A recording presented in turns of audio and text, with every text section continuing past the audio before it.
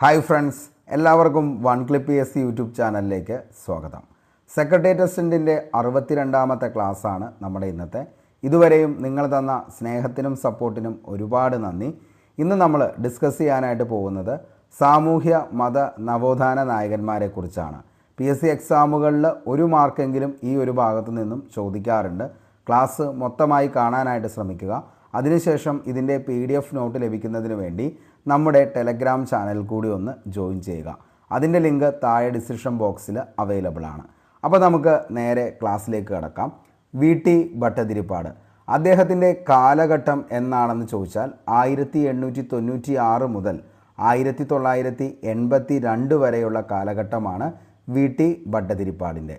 പൊന്നാനി താലൂക്കിൽ Mezhathur വെള്ളത്തുരുത്തി മനയിൽ 1896 March 24 VT Bhattathiripad ജനിച്ചത്. പിതാവ് തുപ്പൻ ഭട്ടതിരിപ്പാടും മാതാവ് ശ്രീദേവി അന്തർജനം. അത്രയ്ക്ക് ഇമ്പോർട്ടൻ്റ് ഒന്നുമല്ല പിതാവിൻ്റെയും മാതാവിൻ്റെയും പേരൊക്കെ, പക്ഷേ ജനിച്ചത് എന്നാന്നുള്ളത് മക്കളെ ഓർത്ത് വച്ചോ. വെരി വെരി ഇമ്പോർട്ടൻ്റ് ആണ്. കാരണം നവോത്ഥാന നായകന്മാർ ജനിച്ചതും അതേപോലെ തന്നെ അവരുടെ മരിച്ചതും എന്നാന്നുള്ളത് PSC ഇപ്പോൾ ചോദിക്കാറുണ്ട്. അപ്പോൾ പൊന്നാനി താലൂക്കിൽ മേഴത്തൂർ വെള്ളത്തിരുത്തി മനയിൽ 1896 മാർച്ച് 24 VT ഭട്ടതിരിപ്പാട് ജനിച്ചത് എന്നുള്ളത് ഓർത്തു വയ്ക്കുക.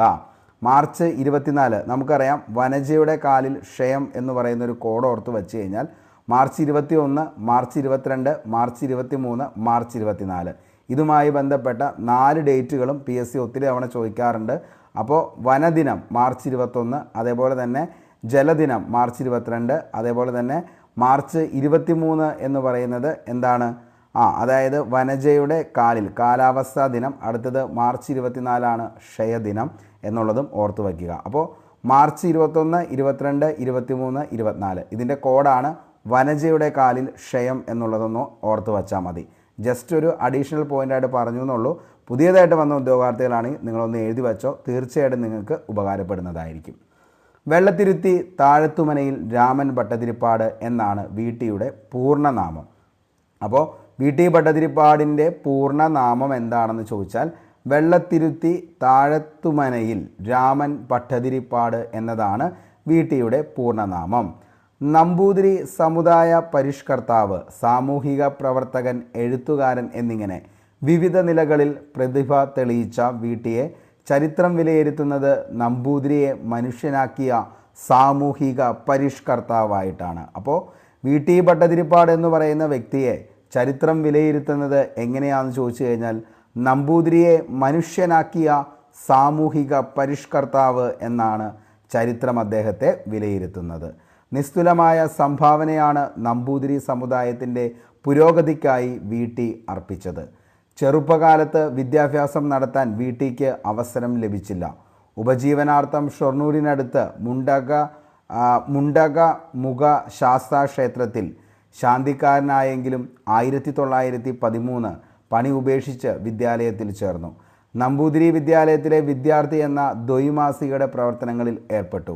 മാന്മാർക്ക് കൂട, ഒരിക്കൽ PSC ചോദിച്ച ചോദ്യമാണ്, മാന്മാർക്ക് കൂട അക്ഷരാഭ്യാസത്തിൻ്റെ തുടക്കത്തിൽ ഇപ്രകാരം വായിച്ചുകൊണ്ട് വായനയുടെ അനുഭൂതി ആസ്വദിച്ച നവോത്ഥാന നായകൻ ആരാണെന്ന് ചോദിച്ചാൽ അത് VT ഭട്ടതിരിപ്പാടാണ്. അപ്പോൾ മാന്മാർക്ക് കൂട അക്ഷരാഭ്യാസത്തിൻ്റെ തുടക്കത്തിൽ ഇപ്രകാരമാണ് VT ഭട്ടതിരിപ്പാട് ആദ്യമായി വായിച്ചത്. അപ്പോൾ VT ഭട്ടതിരിപ്പാട് ചില പുസ്തകങ്ങളിൽ ആദ്യമായിട്ട് വായിച്ചതെന്ന് പറയുന്നുണ്ട്.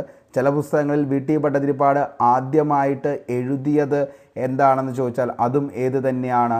മാന്മാർക്ക് കുട എന്നാണ് ആരെഴുതിയത്?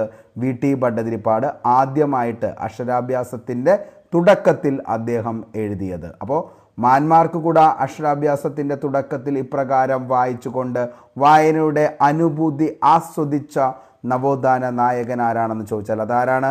VT ഭട്ടതിരിപ്പാടാണ്. അഹമ്മദാബാദ് കോൺഗ്രസ് സമ്മേളനത്തിൽ പങ്കെടുക്കാൻ പോയെന്ന കാരണത്താൽ സമുദായം VTക്ക് ഭ്രഷ്ട് കൽപ്പിച്ചു. അപ്പോൾ അഹമ്മദാബാദ് കോൺഗ്രസ് സമ്മേളനത്തിൽ പങ്കെടുക്കാൻ പോയെന്ന കാരണത്താൽ സമുദായം ഭ്രഷ്ട് കൽപ്പിച്ച നവോത്ഥാന നായകൻ ആരാണെന്ന് ചോദിച്ചാൽ അതിൻ്റെ ഉത്തരവും ആര് തന്നെയാണ്? VT ഭട്ടതിരിപ്പാടാണ്. 1931 38 ദിവസം കൊണ്ട് തൃശ്ശൂർ മുതൽ കാസർഗോഡ് ചന്ദ്രഗിരി പുഴ വരെ വീട്ടി യാചന പദയാത്ര നടത്തി തുക സംഭരിച്ചു. ഇതിൻ്റെ ലക്ഷ്യം ദരിദ്ര വിദ്യാർത്ഥികൾക്ക് പഠിക്കാനുള്ള സാഹചര്യമൊരുക്കി സമുദായ പുരോഗതി കൈവരിക്കുക എന്നതായിരുന്നു അദ്ദേഹത്തിൻ്റെ ലക്ഷ്യമെന്ന് പറയുന്നത്. അപ്പോൾ 1931 38 ദിവസം കൊണ്ട് തൃശ്ശൂർ മുതൽ കാസർഗോഡ് ചന്ദ്രഗിരി പുഴ വരെ വീട്ടി യാചന പദയാത്ര നടത്തി. ആ തുക സംഭരിച്ചിട്ട് ഇതിൻ്റെ ലക്ഷ്യം എന്തായിരുന്നു എന്ന് ചോദിച്ചാൽ ദരിദ്ര വിദ്യാർത്ഥികൾക്ക് പഠിക്കാനുള്ള സാഹചര്യം ഒരുക്കുക എന്നുള്ളതായിരുന്നു. 1908 സ്ഥാപിതമായ നമ്പൂതിരിമാരുടെ സംഘടനയായ യോഗക്ഷേമ സഭയിലൂടെയാണ് വീട്ടി സംഘടനാ പ്രവർത്തനം ആരംഭിച്ചത്. അപ്പോൾ വീട്ടി സംഘടനാ പ്രവർത്തനം ആരംഭിച്ചത് ഏത് സംഘടനയിലൂടെയാണ് എന്ന് ചോദിച്ചാൽ മക്കളെ ഏതാണ്? യോഗക്ഷേമ സഭ എന്നാണ് സ്ഥാപിതമായതെന്ന് ചോദിച്ചാൽ 1908 യോഗക്ഷേമ സഭ സ്ഥാപിതമായത്. 1908 മാർച്ചിൽ ശിവരാത്രി ദിവസം ആലുവ ചെറുമുക്ക് വൈദികൻ്റെ ഇല്ലത്ത് വച്ച് ദേശമംഗലം ശങ്കരൻ നമ്പൂതിരിപ്പാടിൻ്റെ അധ്യക്ഷതയിൽ ചേർന്ന യോഗമാണ് യോഗക്ഷേമ സഭയ്ക്ക് നേതൃത്വം നൽകിയത്. സഭയിൽ ഉൽപ്പതിഷ്ണു വിഭാഗത്തിൻ്റെ നേതാവായിരുന്നു വീട്ടി. 1919 ഈ വിഭാഗക്കാർ നമ്പൂതിരി യുവജന സംഘം എന്നൊരു സംഘടന രൂപീകരിച്ചു. ഉണ്ണി നമ്പൂതിരി എന്ന പേരിൽ മുഖപത്രവും ആരംഭിച്ചു. യോഗക്ഷേമ സഭയുടെ പത്രമായ മംഗളോദയത്തിൽ പ്രൂഫ് റീഡറായി വീട്ടി ജോലി നോക്കിയിട്ടുണ്ട്. സാമൂഹിക പരിഷ്കരണ പ്രസ്ഥാനങ്ങൾക്കൊപ്പം ദേശീയ പ്രസ്ഥാനത്തിലും വീട്ടി സജീവമായിരുന്നു. വിജാതീയ ബന്ധ ബഹിഷ്കരണം, അന്തർജനങ്ങളുടെ വേഷപരിഷ്കരണം, കുടുംബമുറിക്കൽ, മിശ്രഭോജനം തുടങ്ങിയ സമുദായ പരിഷ്കരണ പ്രവർത്തനങ്ങൾക്ക് അദ്ദേഹം നേതൃത്വം നൽകി. ബഹുഭാര്യത്വം നിരോധിക്കുക, വൃദ്ധവിവാഹം തടയുക, വിധവാ വിവാഹം നടപ്പാക്കുക എന്നിവ യോഗക്ഷേമ സഭ ഇക്കാലത്ത് ഉയർത്തിയ മുദ്രാവാക്യങ്ങളായിരുന്നു. ഒരു കുടുംബത്തിലെ മൂത്ത മകൻ മാത്രം സ്വജാതിയിൽ നിന്ന് വിവാഹം കഴിക്കുക എന്ന അനാചാരത്തിനെതിരെയും സഭ ശബ്ദമുയർത്തി. ഉണ്ണി നമ്പൂതിരി യോഗക്ഷേമം, പാശുപതം, ഉദ്ബുദ്ധ കേരളം തുടങ്ങിയ പ്രസിദ്ധീകരണങ്ങളുടെ പത്രാധിപരായിരുന്നു വീട്ടി എന്ന് പറയുന്നത്. 1929 നമ്പൂതിരി യുവജന സംഘത്തിൻ്റെ സെക്രട്ടറിയായി വീട്ടിയെ തിരഞ്ഞെടുത്തു. ഇതിൻ്റെ സമ്മേളനത്തിൽ അന്തർജന സമാജം രൂപവൽക്കരിക്കപ്പെട്ടു. അന്തർജന സമാജത്തിൻ്റെ പ്രവർത്തന ഫലമായി നമ്പൂതിരി സ്ത്രീകൾ ഓട്ടുവളയ്ക്കു പകരം സ്വർണ്ണാഭരണങ്ങൾ അണിയാനും ബ്ലൗസും റൗക്കയും ധരിക്കാൻ തുടങ്ങി. നമ്പൂതിരി സമുദായത്തിലെ യാഥാസ്ഥികർ പോലും ഉണർത്തിയ അടുക്കളയിൽ നിന്ന് അരങ്ങത്തേക്ക് 1920 ഉണ്ണി നമ്പൂതിരിയിൽ പ്രസിദ്ധീകരിച്ചു. 1929 യോഗക്ഷേമ സമ്മേളനത്തിൽ ഈ നാടകം അരങ്ങേറി. മോസ്റ്റ്ലി റിപ്പീറ്റഡ് ആണ് ഈ ഒരു ചോദ്യം.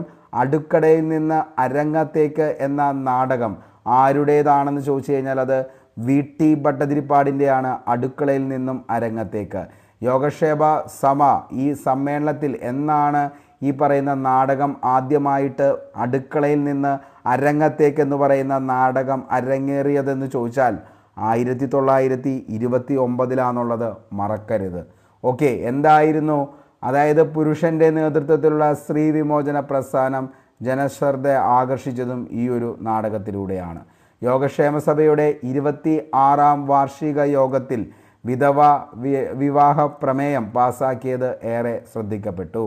അന്ധവിശ്വാസങ്ങൾക്കും അനാചാരങ്ങൾക്കുമെതിരെ പ്രസംഗിക്കുക മാത്രമല്ല, പ്രവർത്തിച്ച് മാതൃക കാട്ടുക കൂടി ചെയ്ത സാമൂഹിക പരിഷ്കർത്താവായിരുന്നു വീട്ടി ഭട്ടതിരിപ്പാട്. അപ്പോൾ അന്ധവിശ്വാസങ്ങൾക്കും അനാചാരങ്ങൾക്കുമെതിരെ പ്രസംഗിക്കുക മാത്രമല്ല അദ്ദേഹം ചെയ്തത്, പ്രവർത്തിച്ച് മാതൃക കാട്ടുക കൂടിയാണ് അദ്ദേഹം ചെയ്തത്.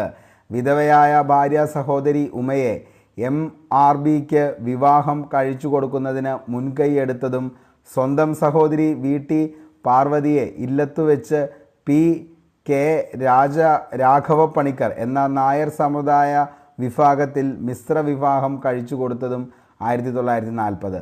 ഭാര്യയുടെ മറ്റു സഹോദരിയെ തീയ സമുദായക്കാരന് വിവാഹം കഴിച്ചു കൊടുത്തതും അക്കാലത്ത് വിപ്ലവം തന്നെയായിരുന്നു. അപ്പോൾ വീട്ടി ഭട്ടതിരിപ്പാട് എന്ന് പറയുന്ന നവോത്ഥാന നായകനും സാമൂഹിക പരിഷ്കർത്താവും വെറുതെ പ്രസംഗിക്കുക മാത്രമല്ല ചെയ്തത്, പ്രവർത്തിച്ച അദ്ദേഹം മാതൃക കാട്ടുക തന്നെയാണ് ചെയ്തത് എന്നുള്ളത് ഇത്രയും കാര്യങ്ങൾ കൊണ്ട് നമുക്ക് മനസ്സിലാക്കാൻ പറ്റും. അതായത് വിധവയായ ഭാര്യ സഹോദരി ഉമയെ MRBക്ക് വിവാഹം കഴിച്ചു കൊടുക്കുന്നതിന് മുൻകൈയെടുത്തു. അതേപോലെ തന്നെ സ്വന്തം സഹോദരി VT പാർവതിയെ ഇല്ലത്തു വെച്ച് PK രാഘവ പണിക്കർ എന്ന നായർ സമുദായ അംഗത്തിന് മിശ്ര വിവാഹം കഴിച്ചു കൊടുത്തതും ഭാര്യയുടെ മറ്റൊരു സഹോദരിയെ തീയ സമുദായക്കാരന് വിവാഹം കഴിച്ചു കൊടുത്തുമാണ് അക്കാലത്ത് അദ്ദേഹം വിപ്ലവം സൃഷ്ടിച്ചത്. VT ഗുരുവായൂർ ക്ഷേത്ര പ്രവേശന പ്രചാരണ ജാഥയിൽ പങ്കെടുക്കുകയും അയിത്തോച്ചാടനത്തിന് ഇനി നമുക്ക് തീ കൊളുത്തുക എന്ന ലഘുലേഖ ഉണ്ണി നമ്പൂതിരിയിൽ പ്രസിദ്ധീകരിച്ചതിൻ്റെ പേരിൽ കുറ്റക്കാരനാക്കുകയും ചെയ്തു. മാസിക കൊച്ചി സർക്കാർ നിരോധിക്കുകയും ചെയ്തു. അപ്പോൾ VT ഗുരുവായൂർ ക്ഷേത്ര പ്രചരണ ജാഥയിൽ പങ്കെടുക്കുകയും അയിത്തോച്ചാടനത്തിന് ഇനി നമുക്ക് തീ കൊളുത്തുക എന്ന ലഘുലേഖ ഉണ്ണി നമ്പൂതിരിയിൽ പ്രസിദ്ധീകരിച്ചതിൻ്റെ പേരിൽ കുറ്റക്കാരനാവുകയും ചെയ്തത് ആരാണ് എന്ന് ചോദിച്ചു കഴിഞ്ഞാൽ അത് VT ഭട്ടതിരിപ്പാട്. ഇതിൻ്റെയൊക്കെ ബലമെന്നോണം 1940 VTയുടെ അച്ഛൻ മരിച്ചപ്പോൾ ശവസംസ്കാരത്തിന് ബന്ധുക്കൾ പോലും സഹകരിച്ചില്ല. പ്രവർത്തനം പ്രമേയങ്ങളിൽ ഒതുക്കിയ യോഗക്ഷേമ സഭയെ ആഢ്യൻകൂലികളുടെ കഴുതകളി എന്ന് VT വിശേഷിപ്പിച്ചു.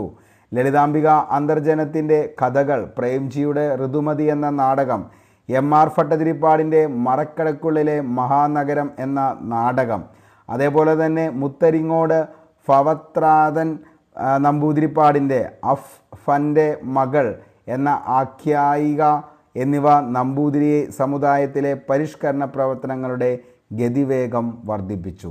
VTയുടെ പ്രവർത്തനങ്ങളെ ഓർമ്മയുടെ നൂലിൽ കോർത്ത് പുനരാഖ്യാനം ചെയ്ത കണ്ണീരും കിനാവുമാണ് VT ഭട്ടതിരിപ്പാടിൻ്റെ ആത്മകഥ. മോസ്റ്റ്ലി റിപ്പീറ്റഡ് ആണ് ഈ ഒരു ചോദ്യം എന്ന് പറയുന്നത്. അത് നവോത്ഥാന നായകന്മാർ എന്ന് പറയുന്ന ആ ഒരു വിഭാഗത്തിലും അതേപോലെ തന്നെ നമ്മുടെ മലയാള വിഭാഗത്തിലും ചോദിക്കാറുള്ളതാണ്.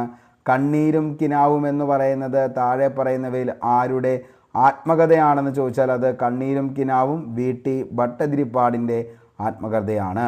1970 ഈ കൃതി കേരള സാഹിത്യ അക്കാദമി അവാർഡിനും അർഹയായി. ആ രാത്രി മുഴുവൻ ഞാൻ എൻ്റെ ഭാവിയെപ്പറ്റി ചിന്തിച്ചു, വിജ്ഞാനം നേടിയേ അടങ്ങൂ എന്ന് അഘോരാന്താരത്തിൽ പറഞ്ഞു എന്നൊക്കെയാണ് പറയുന്നത്. ഓക്കെ, ആ രാത്രി മുഴുവൻ ഞാൻ എൻ്റെ ഭാവിയെപ്പറ്റി ചിന്തിച്ചു, വിജ്ഞാനം നേടിയേ അടങ്ങൂ എന്ന് ആഘോരാന്ധകാരത്തിൽ ഞാൻ ശപഥം ചെയ്തു. കണ്ണീരും കിനാവും പുസ്തകത്തിൽ VT എഴുതിയതാണിത്. വേണമെങ്കിൽ ചോദിക്കാം, താഴെ പറയുന്നവയിൽ ആ രാത്രി മുഴുവൻ ഞാൻ എൻ്റെ ഭാവിയെപ്പറ്റി ചിന്തിച്ചു, വിജ്ഞാനം നേടിയേ അടങ്ങൂ എന്ന അഘോരാന്താരത്തിൽ ഞാൻ ശപഥം ചെയ്തു. ഇത് ആരാണ് ഇങ്ങനെ ഏത് പുസ്തകത്തിലാണ് എഴുതിയത് എന്ന് ചോദിച്ചാൽ നല്ലൊരു ചോദ്യമാണ്. കണ്ണീരും കിനാവും എന്ന് പറയുന്ന ആ ഒരു പുസ്തകത്തിൽ VT എഴുതിയതാണ് ഇത്. VTയുടെ മറ്റൊരു ആത്മകഥാപരമായ രചനയാണ് കർമ്മ വിഭാഗം എന്ന് പറയുന്നത്. അപ്പോൾ കർമ്മ വിഭാഗം ആരുടെ ആത്മകഥാപരമായ രചനയാണ് എന്ന് ചോദിച്ചു കഴിഞ്ഞാൽ ആരുടെയാണ്? VT ഭട്ടതിരിപ്പാട്. രജനീരംഗം, പോംവഴി, സത്യമെന്നത് ഇവിടെ മനുഷ്യനാകുന്നു, വെടിവട്ടം എന്നിവ VTയുടെ രചനകളാണ്. കാലത്തിൻ്റെ സാക്ഷി, കരിഞ്ചന്ത, വിശക്കാത്ത ദൈവവും വിശക്കുന്ന മനുഷ്യനും, എൻ്റെ മണ്ണ് എന്നീ കൃതികളും VT രചിച്ചു. 1968 72-ാം വയസ്സിൽ മിശ്രവിവാഹ പ്രചരണത്തിനായി VT കാഞ്ഞങ്ങാട്ടു നിന്ന് ചെമ്പഴന്തി വരെ സാമൂഹിക പരിഷ്കരണ ജാഥ നയിച്ചു. 1982 ഫെബ്രുവരി 12 VT ഭട്ടതിരിപ്പാട് അന്തരിച്ചു. ശ്രീകൃഷ്ണപുരം കോളേജ് VTയുടെ സ്മരണാർത്ഥം നാമകരണം ചെയ്യപ്പെട്ടിരിക്കുന്നു എന്നുള്ളതും ഒന്ന് ഓർത്തു വയ്ക്കുക. അപ്പോൾ ഇത്രയും കാര്യങ്ങളാണ് VT ഭട്ടതിരിപ്പാടുമായി ബന്ധപ്പെട്ട് നമുക്ക് പഠിക്കാനുള്ളത്. അദ്ദേഹത്തിൻ്റെ കാലഘട്ടം നമ്മൾ പറഞ്ഞു 1896 മുതൽ 1982 വരെയുള്ള കാലഘട്ടമാണ്. പൊന്നാനി താലൂക്കിൽ മേഴത്തൂർ വെള്ളത്തുരുത്തിമനയിൽ 1896 മാർച്ച് 24 VT ഭട്ടതിരിപ്പാട് ജനിച്ചത്. അതേപോലെ തന്നെ അദ്ദേഹത്തിൻ്റെ യഥാർത്ഥ നാമം അല്ലെങ്കിൽ പൂർണ്ണനാമമാണ് വെള്ളത്തിരുത്തി താഴത്തുമനയിൽ രാമൻ ഭട്ടതിരിപ്പാട് എന്നാണ് അദ്ദേഹത്തിൻ്റെ പൂർണ്ണ നാമമെന്ന് പറയുന്നത്. ഓക്കെ, അപ്പോൾ അദ്ദേഹം ആദ്യമായിട്ട് അക്ഷരാഭ്യാസത്തിൻ്റെ തുടക്കത്തിൽ വായിച്ചത് എന്താണെന്ന് ചോദിച്ചാൽ മാൻമാർക്ക് കൂട, അല്ലെങ്കിൽ എഴുതിയത് എങ്ങനെയാണെന്ന് ചോദിച്ചു കഴിഞ്ഞാൽ അതും മാൻമാർക്ക് കൂട എന്നുള്ളതാണെന്നുള്ളത് ഒന്ന് ഓർത്തു വയ്ക്കുക. 31-ലാണ് 38 ദിവസം കൊണ്ട് തൃശ്ശൂർ മുതൽ കാസർഗോഡ് ചന്ദ്രഗിരി വരെ പുഴ വരെ വീട്ടി യാചനായാത്ര നടത്തി തുക സംഭരിച്ചതിന് ശേഷം ദരിദ്ര വിദ്യാർത്ഥികൾക്ക് പഠിക്കാനുള്ള സാഹചര്യം ഒരുക്കുകയും ചെയ്തു എന്നുള്ളത് ഓർത്തു വയ്ക്കുക. അതേപോലെ തന്നെ അദ്ദേഹത്തിൻ്റെ ഏറ്റവും പ്രധാനപ്പെട്ട യുവജന സംഘടനയായിരുന്നു ഉണ്ണി നമ്പൂതിരി. അതേപോലെ തന്നെ അതിൻ്റെ യോഗക്ഷേമ സഭയുടെ മുഖപത്രമാണ് ഉണ്ണി നമ്പൂതിരി എന്നുള്ളതും ഒന്ന് ഓർത്തു വയ്ക്കുക. അതേപോലെ തന്നെ പിന്നെ നമുക്ക് ഇതിൻ്റെ അകത്ത് പഠിക്കാനുള്ള ഏറ്റവും ഇമ്പോർട്ടൻ്റ് ആയിട്ടുള്ള കാര്യങ്ങളൊക്കെ നമ്മൾ പറഞ്ഞു. റാങ്ക് മേക്കിംഗ് ആയിട്ടുള്ള ഒരു ചോദ്യമാണ് ഈ പറയുന്ന ആ രാത്രി മുഴുവൻ ഞാൻ എൻ്റെ ഭാവിയെപ്പറ്റി ചിന്തിച്ചു, വിജ്ഞാനം നേടിയേ അടങ്ങൂ എന്ന് ആഘോരാന്താകാരത്തിൽ ഞാൻ ശപഥം ചെയ്തു എന്ന് പറഞ്ഞത് കണ്ണീരും കിനാവും എന്ന പുസ്തകത്തിൽ വി.ടി. ഭട്ടതിരിപ്പാടാണ്. അപ്പോൾ വളരെ ചെറിയൊരു ടോപ്പിക്കാണ്, നിങ്ങൾക്ക് പഠിക്കാവുന്ന അത്രയാണ് ഓരോ ദിവസവും തരുന്നുള്ളൂ. എല്ലാ ദിവസവും നിങ്ങൾക്ക് ക്ലാസ്സും നമ്മൾ പ്രൊവൈഡ് ചെയ്യുന്നുണ്ട്. അതിൻ്റെ കൂടെ തന്നെ PDF നോട്ടും ഉണ്ട്. എല്ലാം കൃത്യമായി തന്നെ പഠിച്ചു പോവുക, പഠിക്കുക, റിവിഷൻ ചെയ്യുക. ഏറ്റവും അടുത്ത ദിവസം തന്നെ നമ്മൾ ബാക്കിയുള്ള ടോപ്പിക്സുകളും കംപ്ലീറ്റ് ചെയ്യുന്നതായിരിക്കും. സെക്രട്ടറി ടെസ്റ്റിൻ്റെ ബാച്ചിൻ്റെ അകത്ത് ഒത്തിരി ആളുകൾ കുറേ കഷ്ടപ്പെട്ടിട്ടാണ് നമ്മൾ വീഡിയോ ചെയ്യുന്നതും അതേപോലെ തന്നെ നിങ്ങൾക്ക് വേണ്ടി PDF നോട്ട് തരുന്നത്, ഇതൊക്കെ ചെയ്യുന്നതും. അപ്പോൾ ആരും അത് കാണുന്നില്ല. അതുകൊണ്ടാണ് നമ്മൾ എന്ത് ചെയ്തത്, നിലവിൽ ഇതിൻ്റെ ലെങ്ത്ത് എന്ന് പറയുന്നത് കുറച്ച് കാരണം അത്രയും നമ്മൾ ഈ പറയുന്ന വീഡിയോസ് നമ്മൾ എടുത്ത് എഡിറ്റ് ചെയ്ത് അതേപോലെ തന്നെ ഇതിൻ്റെ ടൈപ്പിംഗ് ഇതെല്ലാം നിങ്ങൾക്ക് വേണ്ടി പ്രൊവൈഡ് ചെയ്യുന്നുണ്ട്. കാരണം ഒരു പെയ്ഡ് കോഴ്സിൽ പോലും ചിലപ്പോൾ ഇത്രയധികം നോട്ട്സ് നിങ്ങൾക്ക് പ്രൊവൈഡ് ചെയ്യുന്നുണ്ടാവില്ല. അപ്പോൾ അത്രയധികം നമ്മൾ എന്ത് ചെയ്യുന്നുണ്ട്, ഈ പറയുന്ന PDF നോട്ടുണ്ട്, അതേപോലെ കറക്റ്റായിട്ട് നിങ്ങൾക്ക് ക്ലാസ് ഉണ്ട്. എല്ലാ ദിവസവും നിങ്ങൾക്ക് റിവിഷൻ എന്ന രീതിയിൽ ക്വസ്റ്റ്യൻ ബോൾ ഉണ്ട്, വീക്ക്ലി റിവിഷൻ ഉണ്ട്. ഇനി വരാനിരിക്കുന്ന ദിവസങ്ങളിൽ നിങ്ങൾക്ക് മോഡൽ ക്വസ്റ്റ്യൻ പേപ്പർ 100 മാർക്കിൻ്റെ അത് ചെയ്യിക്കാനായിട്ട് ഉദ്ദേശിക്കുന്നുണ്ട്. അപ്പോൾ ഇതിനൊക്കെ നിങ്ങളുടെ സപ്പോർട്ട് ഉണ്ടെങ്കിൽ മാത്രമാണ് പറ്റത്തുള്ളൂ. അപ്പോൾ ഇതെല്ലാവരും കാണുക. അതേപോലെ തന്നെ നിങ്ങൾ മാക്സിമം ഷെയർ ചെയ്യുക. അപ്പോൾ അങ്ങനെയൊക്കെ ചെയ്തെങ്കിൽ മാത്രമാണ് നമുക്ക് മുന്നോട്ടേക്ക് പോകാനായിട്ട് പറ്റത്തുള്ളൂ. അപ്പോൾ എല്ലാവർക്കും നല്ലത് മാത്രം വരട്ടെ എന്ന് ആത്മാർത്ഥമായി സർവേശ്വരനോട് പ്രാർത്ഥിക്കുന്നു. പഠിക്കുക, റിവിഷൻ ചെയ്യുക. ഉറപ്പായും നിങ്ങളുടെ ആഗ്രഹം, അതായത് 2025 ഇങ്ങനെ നിങ്ങൾ പഠിച്ചു പോവുകയാണെങ്കിൽ തീർച്ചയായിട്ടും നല്ലൊരു ജോലിക്ക് കയറാനായിട്ട് പറ്റും. മറ്റൊന്നിനെയും കുറിച്ച് ആലോചിച്ച് നിങ്ങൾ നെഗറ്റീവ് ആവണ്ട. നമുക്കെന്താണോ വേണ്ടത് എന്നുള്ളത് മാത്രം നിങ്ങൾ ആലോചിക്കുക. അതിനുവേണ്ടി മാക്സിമം നിങ്ങൾ എന്ത് ചെയ്യുക, പരിശ്രമിക്കുക. ഉറപ്പായും അതിനെല്ലാത്തിൻ്റെയും റിസൾട്ട് നിങ്ങൾക്ക് കിട്ടുന്നതായിരിക്കും. അപ്പോൾ ഇത്രയും കാര്യങ്ങളൊക്കെയാണ് പറയാനുള്ളൂ. എല്ലാവർക്കും ക്ലാസ് ഇഷ്ടപ്പെട്ടെങ്കിൽ ഒന്ന് ലൈക്ക് ചെയ്യുക, നിങ്ങളുടെ അഭിപ്രായം താഴെ കമൻറ്റ് ചെയ്യുക. അതേപോലെ തന്നെ നിങ്ങളുടെ സുഹൃത്തുക്കളിലേക്ക് ഒന്ന് ക്ലാസ് ഷെയർ ചെയ്യുക. അപ്പോൾ signing off, Arun Kombanadan. Thank you.